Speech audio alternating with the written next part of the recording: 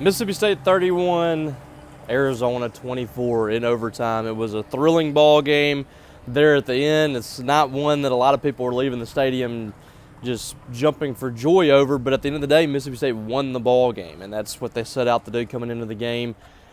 Leaving the ball game, I'm not sure what to think about this team right now. I thought that we saw a lot of good things against Southeastern Louisiana, especially as the game kind of transpired. First quarter was a little rough for Mississippi State in that ball game, and then in the second quarter, but they got real dominant the rest of the ball game.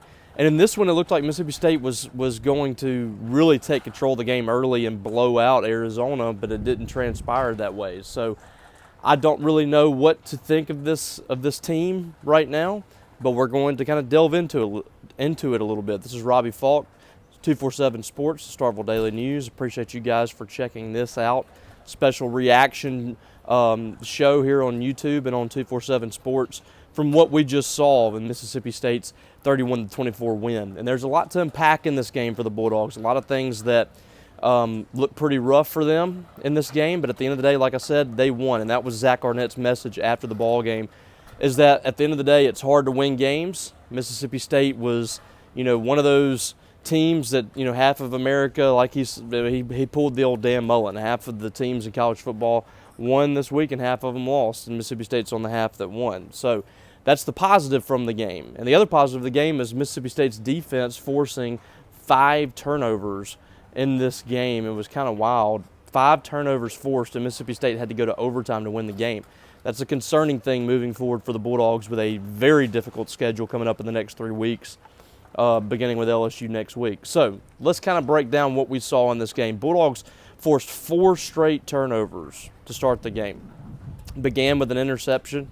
Actually 3 straight interceptions for the Bulldogs defensively. Nate Watson gets a pick on the first defensive possession. The Bulldogs go down and score a touchdown. Jet Johnson gets a pick, and I believe they scored another touchdown there. And then on the third possession, big-time interception from Sean Preston, which was a great play. Bulldogs were leading 14-0 after the first quarter, and it was really total domination. State just had not been able to extend that lead out further than 2 touchdowns, and I thought that was the key of the game there. State not being able to push the lead out from 14-0 to 21 or even 17-0 at that point. The Bulldogs really wasted some opportunities in that first half to have a chance to basically put Arizona away. I don't know if Arizona responds the way that they did if Mississippi State goes up 20-0, 21-0 or whatever. But instead you left them in the ball game and you gave that opportunity to them to turn the ball game around and have a chance to win it late. So I always say this would have been an upset for Arizona to come to Mississippi State and beat Mississippi State, an SEC team that beat them by 22 points last year on their home turf. It would have been an upset. And for teams to get upsets like this and environments like this on the road, they have to stay in a ball game. They have to believe that they can do it. And Mississippi State gave them that belief in that first half. So it's 14-0 for the Bulldogs, and they're kind of dying on the vine a little bit offensively, not doing a whole lot on the offensive side of the ball. And in the first quarter had nearly 100 more yards of offense than Arizona did. I thought they were getting a lot of pressure. They were winning the line of scrimmage on the defensive side of the ball. The offensive line was definitely pushing some guys around and picking up chunks of yards running the football. But Arizona adjusted. They got outside the pocket. Jaden DeLaura started to move the pocket a little bit. Mississippi State was not able to corral him in the backfield, and he was making plays down the field. And we saw that on the final possession before the end of the first half. Hit a big-time pass play down inside the 5-yard line. They get a touchdown on the next play with a 2-yard run. And you got a ball game, 14-7 going into the break. All the momentum shifted towards Arizona, and Mississippi State really let some opportunities slip out of their hands. Looked like they were getting that momentum back in the second half. I thought they did a good job initially coming out of the locker room and managing to score on their first possession offensively, and it looked like they were about to get right back on the horse there and start to pull away, but that didn't happen. It was 21-7, and then let Arizona continue to hang around. I thought some big missed opportunities again in the second half for the Bulldogs offensively. The offense just really was poorly run. And I don't know if I can blame. I've seen a lot of people blaming Will Rogers, blaming some of the players. I don't know if I can blame the players so much from what happened offensively in the ball game. I didn't think that the play calling lended itself for Mississippi State to have a ton of success. 39 rushes in the game, I think, to 17 passes.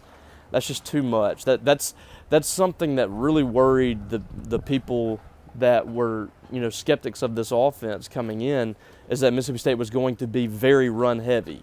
And I don't think that an offense that's running at 39 times to 17 against a Power 5 team is going to have a ton of success in a sustained nature. So, and that's what we saw. I think that it got too predictable. I think Arizona was able to get Mississippi State off the field because of that. And you took the ball out of Will Rogers' hands. And for all the faults that Will Rogers has had from the fan base and detractors of Mississippi State, I don't know if I can blame him for this ball game. I think he was, 13 for 17 or whatever it was, 160-something yards, 3 touchdowns, no interceptions. I mean, there wasn't a ton of mistakes from Will Rogers. There just wasn't a whole lot of opportunities. And he didn't get the ball down the field very often. We didn't see a ton of shots. He had a big shot to Tulu Griffin for a touchdown, and then he had the big screen pass to Jeffrey Pittman. But there weren't a whole lot of play calls for him to do that either. It was very confusing after what we saw against Southeastern Louisiana. It was a much different game plan against the Lions in that game. They were mixing it up a little more. We were seeing some more explosive plays. We were seeing some more, pre-snap movement, and not necessarily trick plays, but something that's really making the defense think and make a lot of shifts pre-snap. We didn't see a whole lot of that tonight. I thought it was a little more vanilla from Mississippi State from a play calling perspective. And also Mike Wright. I mean, what happened with Mike Wright in this game? After last week, what we saw from him when he was getting so many big runs when the ball was in his hands, they didn't give that to him tonight. Most of the times when he was in the ball game, he's handing the ball off. The one time he did carry the football was not he wasn't in good position to have success. So what happened there? Where's Xavion Thomas? Why is he not involved in the offense? They got Tulu Griffin involved for the most part. It looked like Creed Whittemore, I'm not sure if he was banged up or what, but he wasn't in there. It was just like a totally different team offensively for Mississippi State. And, quite frankly, I blame the play calling and all that for Mississippi State's lack of success on offense. I can't sit here and watch that game and say this is Will Rogers' fault. I just didn't think that they were put in the best position to succeed. It just looked like a totally different offense for Mississippi State. But it's film that Mississippi State has now to learn from. And if the coaching staff is doing their job, which it would be a shock if they didn't take some things from this game and realize it didn't work. If the coaching staff's doing their job, it's going to look like a different offense again next week. So we'll see how they attack LSU. That's going to be a much tougher job for the Bulldogs. They especially can't come out with a run-heavy offense against the Tigers. I don't think in any way that could be successful for them next week. So they got to figure out a way to make this offense work and find the right pieces to get the ball in their hands and make plays. So that's a big point of emphasis this week for the Bulldogs, is to try to turn this offense around in 1 week's time. We've seen a pretty good offensive game plan from the Bulldogs in week 1. And then this week, I thought it was pretty stale. So there's a lot of things that they've got to do differently next week to have success and have an opportunity to beat the Tigers. That's going to be a tough chore. 72 points this week for LSU. Defense has got to be better. Offense has got to be better. And on the defense a little bit, I'm not sure what to take away from this game. I thought they played extremely hard. You get 5 turnovers. It's tough to be upset about the defense in this game when they're the only reason basically that you won this ball game. You don't win this game without 5 turnovers. So it's very hard to blame the defense. But they got to be a lot better. There was a lot of busted coverage, guys not in place. They couldn't finish off possessions. They couldn't finish Jaden DeLaura whenever he's scrambling around. So, there's so many things for this team to fix. And you have LSU, South Carolina, and Alabama in 3 straight weeks. And I know Alabama lost this week, but they lost to a really good Texas team. South Carolina, that looks like a winnable ball game, but not if you play like this. LSU, I don't know what to expect going into that game. I honestly, right now, I don't know if Mississippi State can put that product on the field next week and feel good about their chances against a top 15 LSU team.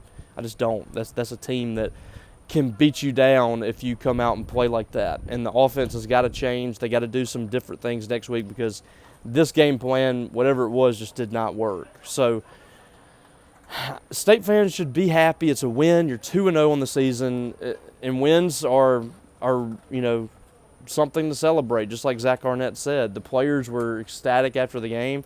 And when you put in the work every single week, it's hard to come out and say, players shouldn't be happy for that or coaches shouldn't be happy. They put in the work. They did the job. They got the job done. They won the ball game. That's a success. But they got to turn the page now. They can't celebrate this tomorrow. I mean, it's got to be completely flipped to LSU on Sunday, which technically is the day off for Mississippi State. So, but for the coaching staff, it's an opportunity right now. I can promise you, Zach Arnett and his staff might actually be in the film room right now. I'm not sure, but they're gonna have to have a really good game plan to beat LSU. They have the pieces there to have success, but got to see some more Xavion Thomas next week. You got to see Mike Wright. You got to see all these guys, these playmakers from Mississippi State that are comparable to other SEC teams. Those guys have to have the ball in their hands, and that's Jaquavius Marks does too. That's not to say that he doesn't need his carries. He had 23 carries, over 130 yards, back-to-back 100-yard games. He did his job. He was outstanding in this game, but you can't just rely on your running game. That they've got to be able to get the ball down the field. They got to get more explosive plays.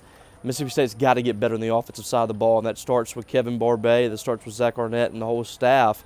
They've got to present a better game plan because I don't think this one is one that's going to present a lot of success for Mississippi State against really good SEC teams. And that seems harsh, but for Mississippi State, this is a better Arizona team. They got some good players. I think that this is an improved team from a season ago, and a team that you went to the desert last year and beat worse than you did tonight. But Mississippi State should beat this team. They should handle this team. They're a better football team, a better football program right now. Mississippi State should be better than this. Their aspirations are much higher. So with the schedule that they have ahead, and you're trying to, a lot of us predicted 7 or 8 wins. There's 5 more wins you got to get in the schedule, and almost nobody else on the schedule is worse than Arizona. I mean, every week is going to be a battle for Mississippi State, and it starts next week. LSU coming to town. That's a team that's ticked off. They weren't happy with how things happened in that Florida State game. Bulldogs have got to come out, punch LSU in the mouth early, and keep punching. They can't have a game like this against LSU, or they're 2-1. 2-1 facing, South Carolina on the road and Alabama after that. So it's a big game for Mississippi State. Can they turn things around this week offensively? Can they play cleaner on the defensive side of the ball? That's the biggest question. They didn't do it tonight, but they were able to survive and get the win. And I think Zach Arnett and his staff will take that, but they have to come back out this next week and present an even better game plan to have a chance to beat a team like LSU. It's going to be difficult, but the Bulldogs will try to do it. So we'll see if that happens. We will be monitoring the weekly progress throughout the next few days for Mississippi State. We got Zach Arnett's press conference coming on Monday. We have assistant coaches that night as well. We'll have players Monday and Tuesday, I think. So plenty of coverage to come, and after they've seen the film, we can get a little more answers on what we saw, what the coaches saw tonight in this ball game for Mississippi State. But it's a win for the Bulldogs. So I would say if you're a State fan, celebrate this win. I mean, wins are not always easy, but you should be concerned about a few things. I was concerned after leaving. If this is the offense that we're going to see regularly for Mississippi State, all the people in the air raid cult that I called out last week, all those people are sitting back right now laughing about this, because this is exactly what those people wanted this offense to look like. And I don't think this is what it's supposed to look like each and every week, but if it is, Mississippi State's in trouble. So I don't mean to be doom and gloom on that, but I'm looking at the rest of the schedule and thinking if they put that offense out there, this is going to be difficult to get wins for the Bulldogs. And I look at the defense and I see all the issues they have there. I'm just thinking ahead. I'm thinking if these games that Mississippi State has on the schedule, they've got to be better to have a chance to win these ball games and have a chance to prove a lot of people wrong, because there's a lot of people that said Mississippi State was going to look like this. They said Mississippi State was going to win 3-4 games this year. Can the Bulldogs prove those people wrong and look more like they did in week 1? Or are they going to look like that every week? We don't know. I mean, this is game 2. I'm not going to make any harsh judgments one way or the other, but there's a lot to clean up for the Bulldogs going in the next week if they want to have a chance to beat LSU. And we will be covering it to see if that is going to be the case.